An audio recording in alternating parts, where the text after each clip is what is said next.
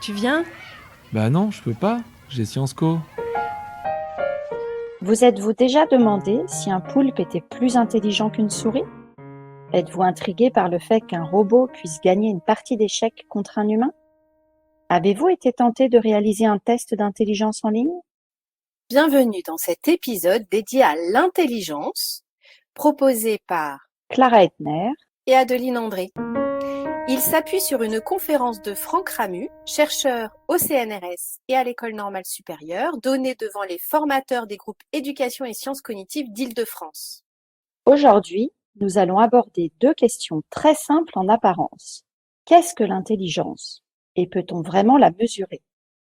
Vous allez voir que les réponses sont à la fois plus solides et plus nuancées qu'on ne le croit souvent. Retournons aux racines.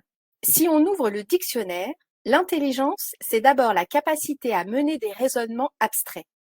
Mais on en trouve vite d'autres définitions. La capacité à s'adapter à des situations nouvelles, le fait d'avoir une grande culture, ou encore tout simplement ce que mesurent des tests. Autrement dit, l'intelligence est d'abord un mot du langage courant dans lequel chacun met un peu ce qu'il veut. Les travaux de Jean Piaget au début du XXe siècle ont contribué à définir l'intelligence comme un processus dynamique d'adaptation à l'environnement, marqué par des stades de développement chez l'enfant. Cette conscience d'une construction progressive a influencé la pédagogie.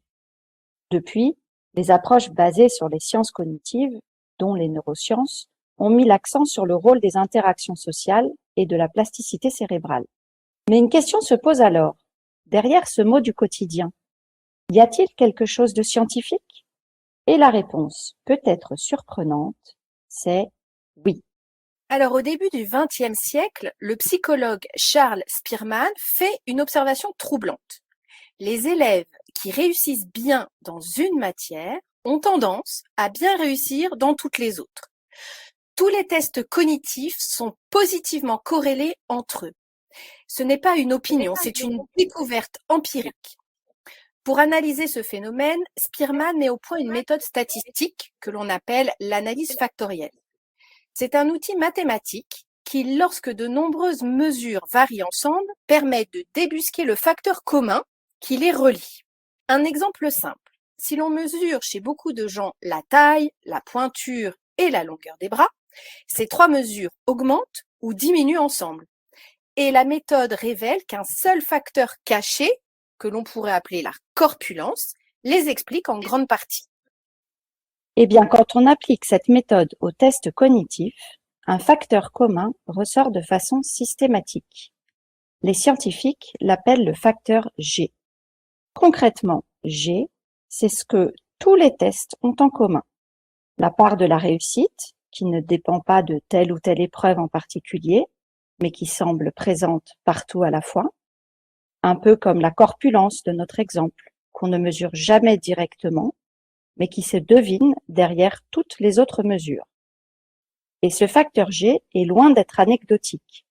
À lui seul, il explique entre 30 et 50% des écarts entre individus, quel que soit le test. C'est lui qu'on a fini par baptiser intelligence générale. Aujourd'hui, pour la mesurer, on utilise des batteries, comme celle de Wechsler, une quinzaine d'épreuves différentes. Vocabulaire, similitude, mémoire des chiffres, arithmétique, matrice, cube, code. Ces épreuves ont été conçues pour échantillonner le plus largement possible les fonctions cognitives. Alors, conclusion de cette première partie. Parce que ces corrélations sont réelles et reproductibles, il est légitime de parler d'intelligence générale et il est possible de la mesurer. L'intelligence a donc bel et bien une définition scientifique. Deuxième grande question, et elle est sensible. Si on peut mesurer son intelligence générale, peut-on réduire un être humain à un chiffre? Non, car ce score est une moyenne pondérée, ni plus ni moins réducteur qu'une moyenne de bulletins scolaires, par exemple. Rien ne nous oblige à nous y limiter. Derrière un score global, de multiples scores dessinent en fait un profil cognitif qui s'appuie sur les capacités à raisonner, à mémoriser, se repérer dans l'espace, ou manier le vocabulaire. Le fameux QI a été conçu historiquement pour repérer les élèves en difficulté, ceux pour qui une scolarité adaptée était nécessaire. Techniquement, c'est une mise à l'échelle relative à une population comparable. On fait passer ce test à un grand nombre de personnes dans une population, on établit que le résultat moyen de cet échantillon vaut 100 et l'écart type 15. Et on positionne ainsi la personne qui passe le test de façon relative à une population moyenne. Cela suppose donc des normes par âge, où se situe tel enfant par rapport à la moyenne des enfants de son âge, et même par pays. Concrètement, un vrai test de QI dure environ 2 heures. Ces questions sont confidentielles pour qu'on ne puisse pas s'y entraîner, et elles sont renouvelées régulièrement. Et c'est là qu'apparaît une limite importante. Ces tests dépendent en partie de la culture, de l'accès à l'école et des contenus enseignés. Une population qui utiliserait sans précaution les normes de son voisin obtiendrait des résultats faussés. Et donc, que mesure le QI au juste? Alors, ce QI mesure plutôt bien le raisonnement, le vocabulaire, la mémoire de travail, les capacités visio-spatiales, mais il ignore largement d'autres éléments comme les mathématiques abstraites, une bonne part des fonctions motrices, la cognition sociale, la créativité ou bien même l'humour. Comme la plupart de ces capacités sont corrélées entre elles, on peut dire que la mesure du QI est une méthode fiable et pertinente. Mais il faut bien garder en tête ce qu'elle mesure et ses limites.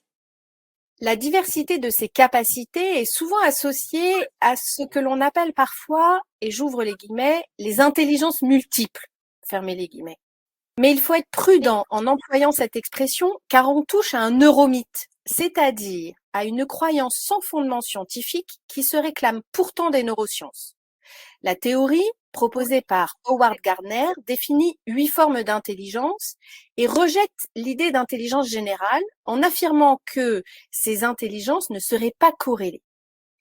Le problème, c'est que Gardner n'a mené aucune expérience pour le vérifier.